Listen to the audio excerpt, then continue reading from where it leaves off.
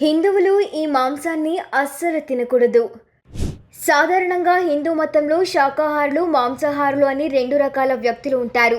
కానీ మాంసాహారులు అన్ని జంతువుల మాంసాన్ని తినరు. ఎందుకు తినకూడదు ఎప్పుడైనా ఆలోచించారా? అవును, కొన్ని జంతువుల మాంసాన్ని తినడాన్ని హిందూ మతం అనుమతించదు. వాటిని తినడం ఖచ్చితంగా నిషేధించబడింది. భగవద్గీతలో శ్రీకృష్ణుడు మనం తినే ఆహారం ద్వారా మనస్సు, ఆలోచనలు ఏర్పడతాయని చెప్పారు. కాబట్టి హిందూ మతంలో కొన్ని జంతువులను తినకూడదని చెప్పబడింది. కాబట్టి ఏ జంతువులు తినడం మంచిది కాదని తెలుసుకోండి. సాత్విక ఆహారం తినే వ్యక్తికి కూడా సాత్విక గుణాలు ఉంటాయని మీకు తెలిసి ఉండవచ్చు. ఎందుకంటే గ్రంథాల ప్రకారం సాత్విక ఆహారం తీసుకోవడం వలన మనిషి మనసు, శరీరం ఎప్పుడూ స్వచ్ఛంగా ఉంటుంది. అలాంటి వ్యక్తి ఆలోచనలు కూడా స్వచ్ఛంగా ఉంటాయని హిందూ మతంలో ఒక నమ్మకం. ఏ జంతువుల మాంసం తినడం నిషేధించబడిందంటే, హిందూ మతంలో కొందరు వ్యక్తులు మాంసాహారాన్ని తింటారు, కానీ అన్ని జంతువుల మాంసాన్ని తినరు. ఎందుకంటే వాటి వినియోగం మనలో ఖచ్చితంగా నిషేధించబడింది.